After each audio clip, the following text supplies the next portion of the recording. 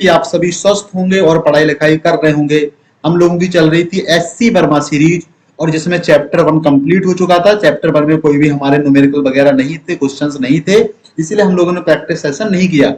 उसके बाद हम लोगों ने चैप्टर 2 स्टार्ट कर दिया था। चैप्टर 2 का 1 लेक्चर कंप्लीट हो गया था, एकदम बेसिक था। आज का लेक्चर भी एकदम बेसिक होने वाला है, लेकिन इंपॉर्टेंट होने वाला है, ठीक है।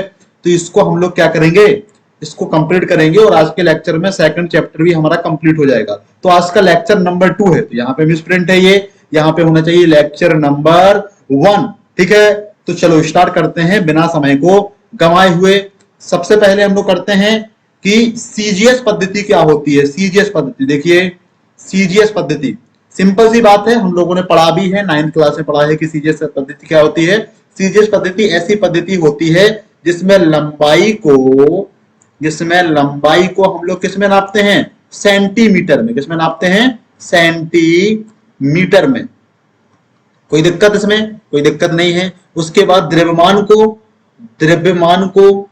द्रव्यमान को हम लोग मापते हैं किसमें, ग्राम में। किसमें, ग्राम में, ठीक है। उसके बाद समय को किसमें नापते हैं, समय को मापते हैं सेकंड में। किसमें मापते हैं, सेकंड में। तो ये चीज याद रहेगी। और ये भी देख लेते हैं 1 मीटर बराबर, क्योंकि हमारा मीटर क्या होता है, ऐसा यूनिट होती है, या एमकेएस सिस्टम जो कि सबसे ज्यादा पॉपुलर है, उसमें हम लोग लंबाई को मीटर में नापते हैं। तो 1 मीटर बराबर होता है 100 सेंटीमीटर। कितना होता है, 100 सेंटीमीटर। 1 किलोग्राम बराबर होता है 1000 ग्राम। क्या होता है, 1000 ग्राम। और सेकंड तो दोनों में ही, चाहे ऐसा ही सिस्टम हो चाहे सीजीएस सिस्टम हो, सेकंड तो अपना क्या है, सेकंड है। कोई दिक्कत इसमें, कोई भी दिक्कत नहीं, ठीक है। डायमेंशंस, विमाएं क्या होती हैं। जो प्रीवियस लेक्चर था उसमें हम लोगों ने क्या पढ़ा था कि व्युत्पन्न राशियों के लिए हम लोगों ने मात्रक निकाला था। तो पहले उसको हम लोगों ने तोड़ा था, किसमें, मूल राशियों में, तब जाके मूल राशियों के मात्रक से हम लोगों ने व्युत्पन्न राशियों के मात्रक को निकाला था। कुछ इसी तरीके से विमाओं में होने वाला है, ठीक है। भौतिक राशियों को मूल राशियों की घात के रूप में लिखना विमा कहलाती है। क्या मतलब है, कोई भी भौतिक राशि है, जैसे एक भौतिक राशि लेते हैं हम लोग, चाल लेते हैं। क्या लेते हैं, चाल। चाल बराबर क्या होता है, दूरी बटे समय। दूरी बटे समय होता है कि नहीं होता है। दूरी भी हमारी मूल राशि है, समय भी हमारी मूल राशि है। और ऐसे लिख सकते हैं दूरी, और दूरी तो ऊपर है, अगर समय को हम लोग ऊपर लेके जाएंगे, यानी ये किसमें लिखा है, हर में लिखा, अंश में लेके जाएंगे, तो ऐसे लिखना पड़ेगा समय। समय का क्या हो जाएगा, इनवर्स हो जाएगा, है कि नहीं। तो अब देखो दूरी की घात कितनी है, 1 है, और समय की घात कितनी है, -1 है। इसका मतलब है कि चाल को हम लोगों ने लिख लिया मूल राशि के घात के पदों में, जहां पे ये क्या है, हमारी घात है। तो समझ में आई बात, ठीक है। विमाएं, डायमेंशंस कुछ नहीं, एकदम इजी बात है कि हम लोगों को क्या करना है, मूल राशि की घात के पदों में लिखना ही क्या होता है, डायमेंशंस होती है, ठीक है। कुछ प्रैक्टिस करते हैं जिससे हम लोग डायमेंशंस को निकालना सीख जाएंगे। जैसे द्रव्यमान की, पहले मूल राशियों की देख लेते हैं। देखो 7 जो हमारी फिक्स राशियां हैं, उन्हीं से तो निकालेंगे ना। तो फिक्स मूल राशियां क्या हैं, द्रव्यमान की जो विमा होती है वो होती है एम। क्या होती है, एम। सिंबलाइज्ड कर दिए, ठीक है, क्योंकि मास बोलते हैं अंग्रेजों की भाषा में, तो एम हुई। लंबाई, लेंथ, एल होती है। क्या होती है, एल। और समय की डायमेंशंस क्या होती है, कैपिटल टी। और ताप की क्या होती है, कैपिटल के। और विद्युत धारा की क्या होती है, कैपिटल ए। और लिखने का ये तरीका होता है कि इसको हम लोग बिग ब्रैकेट के अंदर बंद करके रखते हैं। पदार्थ की मात्रा का क्या होता है, मोल। क्या होता है, मोल। और इसके बाद ज्योति तीव्रता का क्या होता है, सीडी। क्या होता है, सीडी। तो इस बात को हम लोग याद रखेंगे कि ज्योति तीव्रता का मात्रक होता है हमारा सीडी। कोई दिक्कत इसमें, कोई दिक्कत नहीं। आगे बढ़ते हैं और देखते हैं कुछ राशियों के लिए हम लोग डायमेंशंस निकालना सीखते हैं। जैसे क्षेत्रफल है, क्या है, क्षेत्रफल। अब क्षेत्रफल क्या होता है, किसी भी चीज का क्षेत्रफल देख लो। जैसे हम लोग कहें गोले का क्षेत्रफल तो होता है 4 पाई आर स्क्वायर। अगर हम लोग कहें वर्ग का क्षेत्रफल, तो वर्ग का क्षेत्रफल क्या होता है, वर्ग का क्षेत्रफल होता है ए स्क्वायर। अगर हम लोग कहें आयत का क्षेत्रफल, आयत का क्षेत्रफल क्या होता है, लंबाई गुणे चौड़ाई। लंबाई गुणे चौड़ाई। देखो सब में दूरी ही तो है। देखो यहाँ पे 4 पाई क्या है, कांस्टेंट है, लेकिन आर स्क्वायर यानी त्रिज्या गुणे त्रिज्या। त्रिज्या एक प्रकार की दूरी है, त्रिज्या का मात्रक मीटर होता है, इसका मात्रक, क्षेत्रफल का जो मात्रक होता है वो होता है मीटर स्क्वायर। क्या होता है, मीटर स्क्वायर। तो क्षेत्रफल रियलिटी में कैसी राशि है, लंबाई गुणे लंबाई। अगर हम लोग मूल राशियों के पदों में लिखें तो लंबाई गुणे लंबाई। लंबाई इसका मतलब है लंबाई का स्क्वायर, लंबाई का क्या हो जाएगा स्क्वायर, तो लंबाई का स्क्वायर के लिए हम लोग करेंगे L2, क्या करेंगे L2, तो क्षेत्रफल की विमा क्या हो गई L2। लेकिन एक बात याद रखो, सही तरीका ये होता है कि हम लोग किसी भी राशि, किसी भी व्युत्पन्न राशि के लिए विमा को M, L और T दोनों तीनों में लिखना पड़ेगा। तो M, L और T में अगर लिखें तो M तो इसमें है ही नहीं क्षेत्रफल में, तो हो जाएगा M0, L2 और T0 और बिग ब्रैकेट के अंदर ऐसे क्लोज कर देंगे। तो क्षेत्रफल की विमा क्या हो गई M0, L2 और T0। कोई दिक्कत? वेग, वेग क्या होता है, वेग बराबर होता है विस्थापन बटे समय, विस्थापन, विस्थापन बटे समय, विस्थापन बटे समय। विस्थापन भी क्या है, एक वेक्टर क्वांटिटी है, लेकिन वेक्टर क्वांटिटी तो है ही, लेकिन है तो एक प्रकार की दूरी ही ना, तो दूरी है तो क्या हो जाएगी, दूरी की विमा होती है L और बटे समय की विमा क्या हो जाएगी T हो जाएगी। T जब ऊपर जाएगा तो हो जाएगा L T माइनस 1, ये आ गई हमारी वेग की विमा। ठीक है। बल, बल क्या होता है, बल हमारी कैसी राशि है, एक व्युत्पन्न राशि है। बल बराबर होता है द्रव्यमान गुणा त्वरण, क्या होता है द्रव्यमान गुणा त्वरण, यानी F इक्वल टू ma होता है। अब देखो यहाँ पे ये दिक्कत है कि m तो मूल राशि है लेकिन a हमारा मूल राशि नहीं है, तो फिर a को दोबारा से तोड़ेंगे तो क्या आ जाएगा m बराबर m इंटू a को क्या तोड़ेंगे वेग परिवर्तन बटे समय, वेग परिवर्तन बटे समय। लेकिन देखो द्रव्यमान तो मूल राशि है, समय भी मूल राशि है, लेकिन वेग हमारा मूल राशि नहीं है, तो फिर वेग को फिर से तोड़ेंगे, क्या हो जाएगा m इंटू वेग को क्या तोड़ेंगे विस्थापन बटे समय, तो विस्थापन बटे और टाइम बटे में समय आ जाएगा, बटे में समय ऑलरेडी है तो हो जाएगा टाइम का स्क्वायर, क्या हो जाएगा टाइम का स्क्वायर। अब देखो हमारा द्रव्यमान मूल राशि है, s यानी विस्थापन, दूरी मूल राशि है, समय का स्क्वायर समय भी मूल राशि है। अब विमा लिख देते हैं, क्या लिख देते हैं विमा, m यानी द्रव्यमान की विमा क्या होगी m होगी, s यानी विस्थापन की विमा क्या होगी L होगी, और बटे टी स्क्वायर, बटे क्या हो जाएगा टी स्क्वायर, टी स्क्वायर ऊपर जाएगा तो हो जाएगा माइनस टी, तो क्या हो जाएगा m L T माइनस 2। ठीक है। विमा को बोलने का भी एक तरीका होता है, देखो विमा क्योंकि स्टैंडर्ड चीज आ गई ना, एक बड़ी चीज है विमा। ठीक है। अब हर टॉपिक को जैसे पढ़ोगे, कोई भी नई फिजिकल क्वांटिटी आपको मिलेगी, आपको उसकी डायमेंशंस भी निकालनी पड़ेगी यूनिट के साथ साथ। तो क्या है विमा एक अच्छी चीज है, यानी बहुत सारी चीजों को आसान कर देती है, बहुत अच्छी इसकी यूजेस भी हैं। इसी लेक्चर में हम लोग पढ़ने वाले हैं विमाओं की यूजेस, इसीलिए इसको बोलने का भी एक तरीका होता है। कभी भी अगर घात 2 आ जाए तो उसको स्क्वायर ना बोल करके उसको 2 ही बोलेंगे। ठीक है। तो इसकी विमा क्या बोलेंगे ML T माइनस 2। और the very very popular dimension होती है हमारी फोर्स की, पूरी फिजिक्स में जो सबसे पॉपुलर डायमेंशन है वो है फोर्स की dimension, is the TRP is the high. अब देखो जी क्या है यहाँ पे, जी है हमारा सार्वत्रिक गुरुत्वाकर्षण नियतांक, क्या है सार्वत्रिक, सार्वत्रिक यानी यूनिवर्सल सार्वत्रिक गुरुत्वाकर्षण नियतांक, गुरुत्वाकर्षण कर्षण नियतांक, नियतांक। अगर अंग्रेजों की भाषा में बोले तो इसका नाम होता है universal gravitational constant. Universal gravitational constant कहां पे ये देखा गया था, देखो ये हम लोगों ने देखा था जब पढ़े थे F बराबर G m1 m2 upon r square. तो G बराबर क्या हो जाएगा, यहां से पता चला कैपिटल G बराबर हो जाएगा F इंटू r स्क्वायर बटे हो जाएगा m1 इंटू m2, यही हो जाएगा कि नहीं हो जाएगा। F की डायमेंशंस अभी अभी हम लोगों ने देखी है, F की डायमेंशंस क्या होती है, F की होती है M L T माइनस 2 और इसी के साथ साथ R तो क्या है एक प्रकार की लेंथ ही है, लंबाई है, तो हो जाएगी L2 और बटे में क्या हो जाएगा M1 इंटू M2, दोनों मास हैं तो M2 क्या हो जाएगी M2। जब M2 जब ऊपर जाएगा तो M माइनस 2 हो जाएगा, माइनस 2 में से प्लस बन गया तो बचेगा M माइनस 1। तो क्या आ गई डायमेंशन यहां से आ गई M माइनस 1। और देखो L क्या हो गया L1 और L2 L3 तो हो गया L3 और T के साथ क्या हुए T माइनस 2, T माइनस 2। ये आ गई हमारी क्या डायमेंशंस किसकी, जी की, यूनिवर्सल ग्रेविटेशनल कांस्टेंट की। के क्या है, के ये है यहाँ पे कूलम्ब कांस्टेंट, क्या है कूलाम नियतांक, क्या है कूलाम नियतांक, कूलाम नियतांक। कूलाम नियतांक कहां देखने को मिला था, वहीं, कहां वहीं, वहीं पे तुम रह दो F बराबर के Q1 Q2 बटे R स्क्वायर है कि नहीं, तो K बराबर F R स्क्वायर बटे Q1 Q2 ठीक है। एफ की, अब देखो यहाँ पे एफ की तो हम लोग जानते हैं, एफ के बारे में हम लोग जानते हैं कि एफ क्या है हमारी, एफ हमारी वेरी वेरी पॉपुलर डायमेंशंस है। कैसी है? Very very popular dimensions. देखो तो के बराबर क्या हो गया, यहां से एफ की हो जाएगी M L T minus two, एकदम याद हो गई। आर क्या है, आर है L2, क्योंकि दूरी का स्क्वायर बटे क्यू। क्यू की विमा कैसे आएगी, क्यू भी एक प्रकार की व्युत्पन्न राशि है। क्यू बराबर हम लोग जानते हैं IT, है कि नहीं? आई बराबर क्यू ओपन टी होता है। विद्युत धारा क्या होती है, आवेश प्रवाह की दर होती है। तो क्यू की हो जाएगी AT, क्या हो जाएगी AT, और AT मिलाकर के हो जाएगी A2 T2।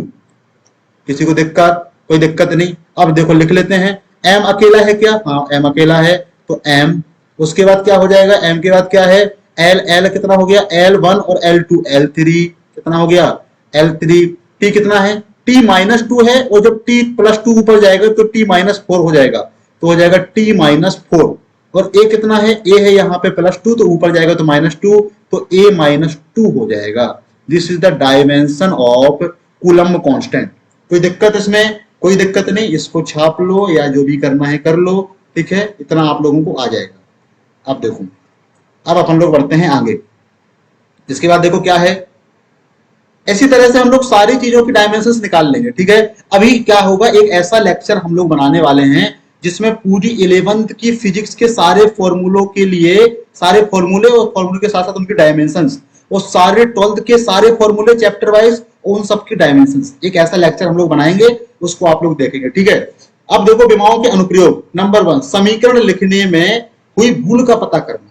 क्या क्या यूजेस हो सकते हैं विमाओं के, इसके बारे में पढ़ रहे हैं, विमाओं के प्रयोग के बारे में पढ़ रहे हैं। कह रहा कहीं पे अगर मान लो तुम कुछ चीज लिख रहे हो, अगर समीकरण को लिखने में थोड़ी सी गलती हो गई, तो हमें पता चल जाएगा कि क्या है, गलती हुई है। जैसे क्या है, किसी भी समीकरण में आने वाले सभी पदों की विमाएं क्या होती हैं, समान होती है। जैसे कैसे, जैसे अगर एक फॉर्मूला देखें, न्यूटन का समीकरण कह दो, अभी तो पढ़े ही नहीं, अभी पढ़ लोगे, V = U + AT। इसमें देखो 3 पद हैं, एक ये पद है फर्स्ट पद, एक दूसरा पद, एक ये तीसरा पद, है कि नहीं? 3 पद हैं। अब किसी भी समीकरण में जितने भी पद आए, उन सारे के सारे पदों के लिए सेम क्या होनी चाहिए, विमा होनी चाहिए। सभी पदों की विमाएं क्या होती हैं, समान होती हैं। अब कैसे भूल का पता चल जाएगा, अगर 3 पद हैं, तीनों पदों में से किसी भी एक पद की विमा समान नहीं है, तो पता चल जाएगा कुछ ना कुछ तो गड़बड़ है दया, कुछ ना कुछ तो गड़बड़ है, यानी वो गलत हो जाएगा। क्या हो जाएगा, गलत हो जाएगा। अगर किसी भी पद की विमा समान नहीं है, तो वो समीकरण गलत हो जाएगा। This is a first use. और सेकंड यूज क्या है, सेकंड यूज है किसी राशि के मात्रक को बदलना। अब ये क्या चीज है, देखो दिस इज इंपॉर्टेंट। क्या है, किसी राशि के मात्रक को बदलना। अगर कोई मात्रक तुम्हें MKS में दिया गया है, MKS बोले तो SI सिस्टम में दिया गया है, SI सिस्टम से तुम्हें CGS सिस्टम में चेंज करना है, इसमें चलना है CGS सिस्टम में, तो हम लोग क्या करेंगे, विमाओं को यूज करके आराम से कर सकते हैं, आराम से, वेरी वेरी इजी, ठीक है। अगर नहीं है तो फॉर्मूला वाइज से भी कर सकते हैं, लेकिन अगर आपको विमा पता है तो तुरंत कर लोगे। क्या कर लोगे, तुरंत। जैसे कैसे, जैसे हम लोग यूज करते हैं, अगर हम लोग एनर्जी का मात्रक देखें, किसका देखें, एनर्जी का। अगर क्वेश्चन आ गया कि एनर्जी को जूल से, जूल हमारा SI मात्रक है, कैसा है, SI। जूल से किस में चेंज करो, अर्ग में चेंज करो, अर्ग। और अर्ग कैसा है, CGS मात्रक है, कैसा है, CGS। और जूल कैसा मात्रक है, MKS, कैसा है, MKS, SI सिस्टम। तो अगर जूल से अर्ग में हमको चेंज करना है, किसको, एनर्जी के मात्रक को, तो हम लोग विमा का यूज करके आराम से कर सकते हैं, ठीक है। तो एनर्जी की विमा क्या होती है, आप लोग निकाल लेना, हमको पता है। कार्य बराबर होता है, ऊर्जा बराबर होता है बल गुणा विस्थापन। कार्य एनर्जी की दोनों की सेम डायमेंशन होती है, यानी वर्क की जो डायमेंशन होती है वो होती है ML2 T-2, ठीक है। इसको ऐसे भी लिख सकते हैं। अब देखो मूल राशियों की घात के रूप में ही तो लिखा है, यानी ML2 बटे क्या हो जाएगा, T का स्क्वायर हो जाएगा। ये है हमारी वर्क की, किसकी, वर्ग की। और अगर ये लिखा है MKS में, किसमें लिखा है, MKS में, तो देखो अगर CGS में चेंज करना है, किसमें करना है, MKS से CGS में, तो M क्या है, M है हमारा यहाँ पे द्रव्यमान, और MKS में द्रव्यमान किसमें होता है, किलोग्राम में। और अगर CGS में जा रहे हो तो 1 किलोग्राम बराबर कितने ग्राम होता है, 1000 ग्राम। तो 1000 गुणे, ये क्या है, L लंबाई। लंबाई क्या है, लंबाई होती है MKS में मीटर में, और CGS में होती है सेंटीमीटर में। तो L का स्क्वायर यानी 1 मीटर बराबर 100 सेंटीमीटर, तो L का स्क्वायर है तो 100 का स्क्वायर हो जाएगा। क्या हो जाएगा? 100 का स्क्वायर। और दोनों में ही सेकंड में मात्रक है तो कोई दिक्कत होने वाली है नहीं। अब देखो क्या हो जाएगा, 1000 गुणे 10 की घात 4, 1 2 3 और 4, 10 की घात 4, 4 और 3 7, 10 की घात 7 आ गया। कितना आ गया? 10 की घात 7। यानी कहने का मतलब क्या है कि एक जूल बराबर कितना होता है? 10 की घात 7 अर्ग होता है। कितना होता है? 10 की घात 7 अर्ग। डायमेंशंस का यूज करके हम लोगों ने क्या कर लिया, सीजीएस एमकेएस से सीजीएस में चेंज कर लिया। सीजीएस से एमकेएस में भी चेंज कर सकते हैं, जिस चीज के गुणा किए उसका भाग दे देंगे। बस हमको आना चाहिए कौन सा मात्रक किसमें है। 3 का ही ज्यादातर यूज होता है। 3 का, 3 में कौन कौन? द्रव्यमान, समय, समय तो सेम रहता है सब में, द्रव्यमान और दूरी और समय। 3 का मैक्सिमम क्वांटिटी, 99% क्वांटिटी के अंदर तुमको यही 3 मिलने वाले हैं, द्रव्यमान, लंबाई और समय। ठीक है। अब देखो एक और चेंज कर लेते हैं, अगर इसमें समझ में नहीं आया है तो इसमें कर लेते हैं। हम लोग क्या करते हैं, हम लोग फोर्स की विमा को एमकेएस से लेकर के जाते हैं किसमें? सीजीएस में। तो जो हमारा फोर्स होता है, फोर्स किसकी क्वांटिटी है? फोर्स मैकेनिक्स की है। मैकेनिक्स में न्यूटन चाचा है। फोर्स का मात्रक होता है न्यूटन। क्या होता है? न्यूटन। तो हम लोग चेंज करेंगे न्यूटन से किसमें? डाइन में। डाइन। न्यूटन किसका मात्रक है? एमकेएस का। डाइन किसका है? सीजीएस का। किसका है? सीजीएस का। तो अब हम लोग फोर्स को चेंज करते हैं एमकेएस से सीजीएस में। तो देखो देख लेते हैं, बल बराबर क्या होता है? एफ की डायमेंशन क्या होती है? एफ की डायमेंशन होती है एम एल टी माइनस 2। कोई दिक्कत इसमें? कोई दिक्कत नहीं। एम एल और बटे में चला जाएगा टी स्क्वायर। क्या हो जाएगा? T square. एम कितना है? एम है हमारा एमकेएस में एक किलोग्राम बराबर होता है 1000 ग्राम। तो 1000 गुणे एल क्या है? एल है हमारा क्या? एल क्या है? हमारी दूरी।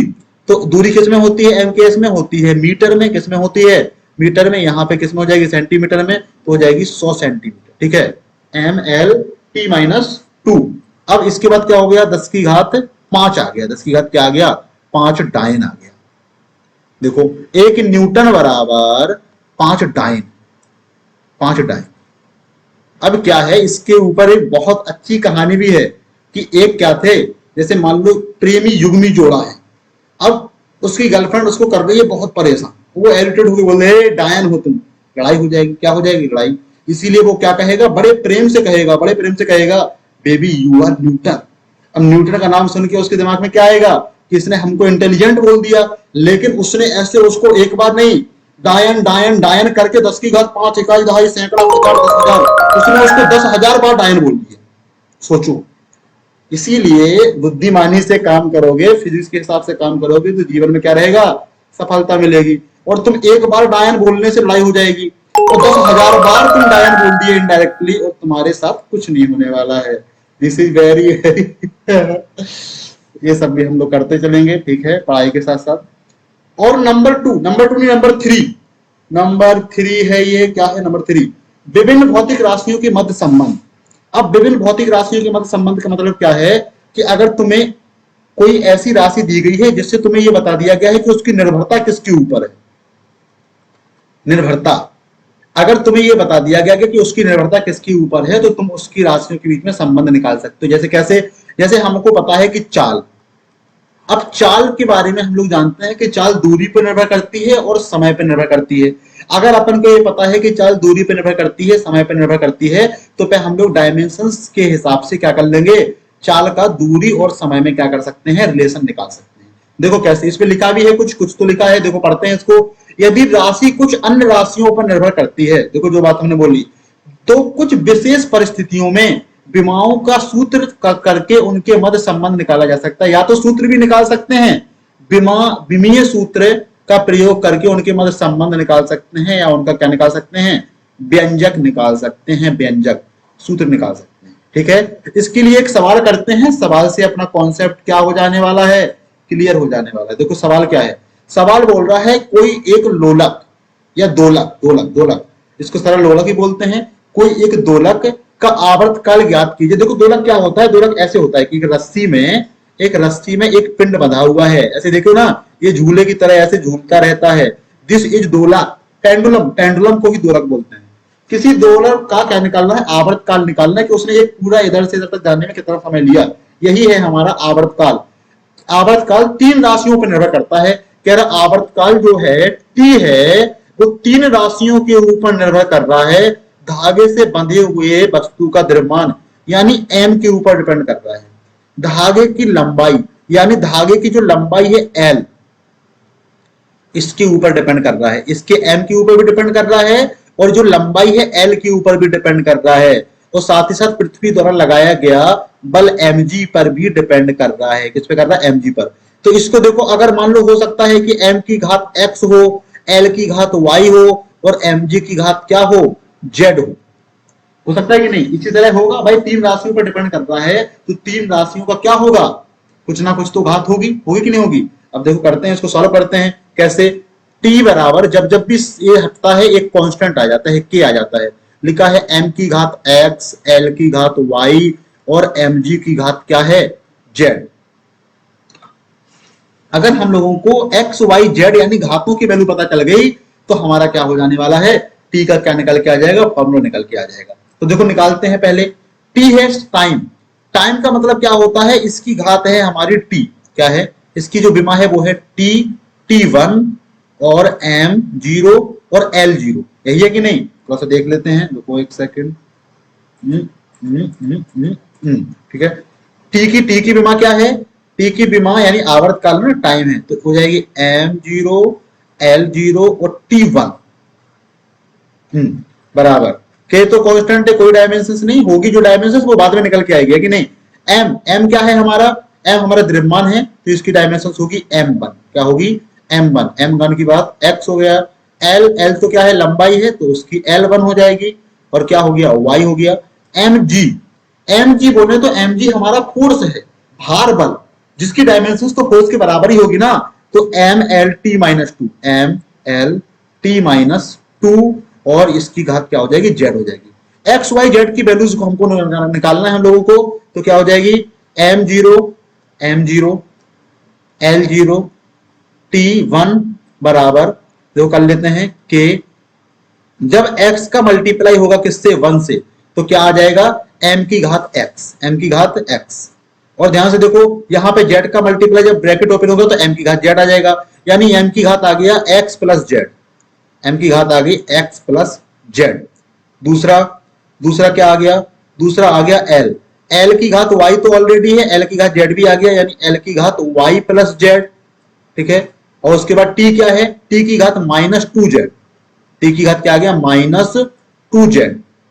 अब 3 समीकरण बन गए। 3 समीकरण कौन कौन से बन गए? यहां पे देखो, अगर हम लोगों ने तुलना किया इस पक्ष की और इस पूरे के पूरे पक्ष की, अगर हम लोग तुलना करें तो घातों में तुलना करो। इधर बराबर किधर लिखा है? m की घात 0, इधर m की घात लिखा है x प्लस z। तो देखो एक समीकरण बन गया x प्लस z बराबर 0। दूसरा क्या बन गया? दूसरा बन गया y प्लस z बराबर क्या? 0। ठीक है। और एक बन गया हमारा -2z बराबर 1। ठीक है। तो z की वैल्यू पहले निकाल लेते हैं। z की वैल्यू आ गई -1/2। चलो देखो देख लेते हैं। z बराबर आ गया -1/2। तो जब z की वैल्यू -1/2 आ गई तो देखो y प्लस z बराबर 0 है, तो यहां से y की वैल्यू कितनी आ गई? y की वैल्यू आ गई 1/2। कितनी आ गई? y की वैल्यू 1/2। तो x की वैल्यू कितनी आ गई? देखो z की वैल्यू कितनी है? -1/2, तो x की वैल्यू भी आ गई 1/2। 1/2। कोई दिक्कत इसमें? कोई दिक्कत नहीं। अब देखो आगे बढ़ते हैं। z की वैल्यू आई है -1/2 और y की वैल्यू आई है 1/2 और x की वैल्यू आई है 1/2। अब इसको देखो यहां पे देखते हैं। देखो यहां पे देखते हैं। ये और दिक्कत हो गई। इसको थोड़ा इधर रखते हैं, इसको इधर रखते हैं। ठीक है। देखो तो t बराबर m की घात कितनी है? m की घात है x का वैल्यू कितनी है? x की वैल्यू 1/2। तो m बराबर आ गया 1/2, यानी 1/√m आ गया। 1 क्या आ गया? √m। देखो 1/√m इंटू के तो है ही, के तो चल ही रहा है साथ में, के का ध्यान देना। इंटू l की घात y है, l की घात क्या है? एल की घात वाई है और वाई की वैल्यू भी 1/2 है, तो 1/2 का मतलब होता है, नहीं नहीं नहीं रुको जरूर, एक सेकंड रुको पहले।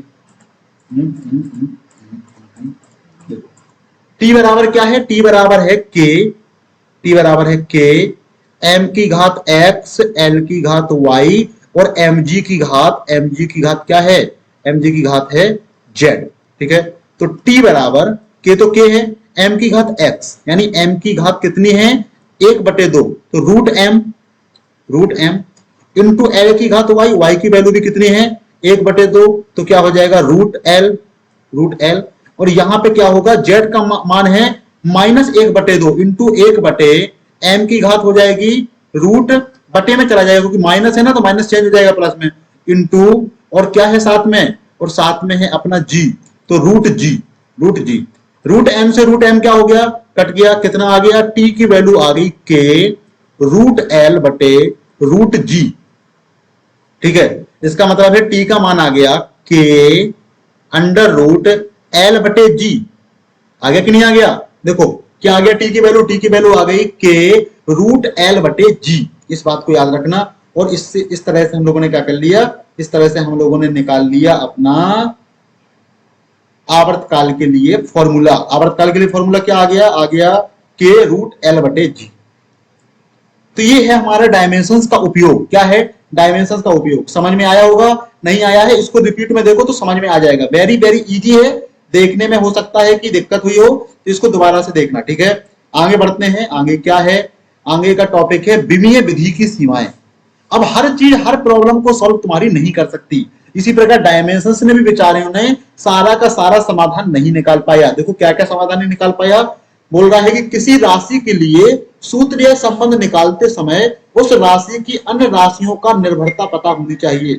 यानी अगर तुम्हें ये पता है कि जिस राशि के लिए तुम फॉर्मूला निकालने के लिए जा रहे हो अगर उसकी निर्भरता नहीं पता है, जैसे देखो आवर्तकाल निकालते समय अपन को पता होनी चाहिए कि आवर्तकाल क्या करता है, जो रस्सी की लंबाई होती है उस पर डिपेंड करता है, जो दोलक का द्रव्यमान होता है उस पर डिपेंड करता है, और जो हमारा भार बल होता है mg उस पर डिपेंड करता है। तभी जाकर के हम लोगों ने फॉर्मूला निकाल पाया है कि कैपिटल टी बराबर के अंडर रूट क्या हो गया, अंडर रूट एल बटे जी।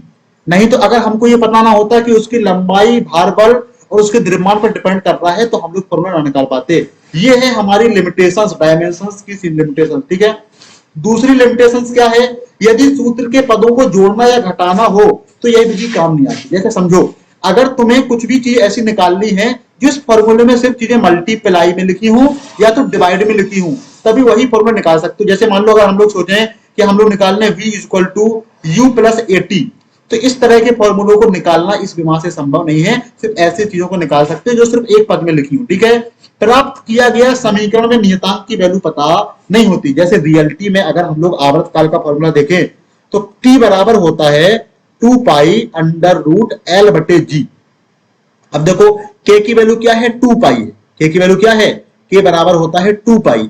लेकिन हम लोगों को पता चल पाया कि k की वैल्यू 2 पाई है, नहीं, जो भी नियतांक आएंगे जो भी कांस्टेंट आएंगे उनकी वैल्यू का पता नहीं चलेगा। तो फॉर्मूला पता चल जाएगा, डिपेंडेंसी पता चल जाएगी, लेकिन नियतांकों की वैल्यू पता नहीं चलेगी। इसलिए यह विधि क्या है, पूरी तरीके से सक्सेस नहीं है। तो दिस इज द लिमिटेशंस, विमाओं की ये क्या है, लिमिटेशंस है। ठीक है, कोई दिक्कत नहीं। आगे बढ़ते हैं, देखते हैं ऑर्डर ऑफ मैग्नीट्यूड।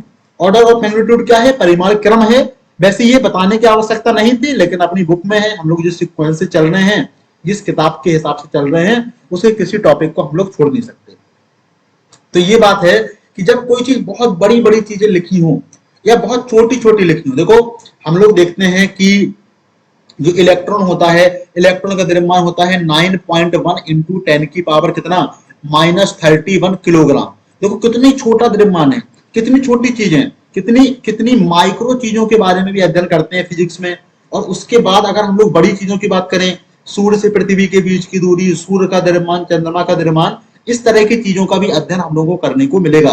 तो देखो जब बहुत बड़ी बड़ी चीजें हो, बहुत छोटी छोटी चीजें हो, तो उनकी संख्याओं को लिखना संभव नहीं है। इसलिए हम लोग करते हैं एक प्रयास करते हैं कि उसको जितना हो सके छोटी संख्या में लिखा जा सके। किसमें लिखा जा सके, छोटी संख्या में।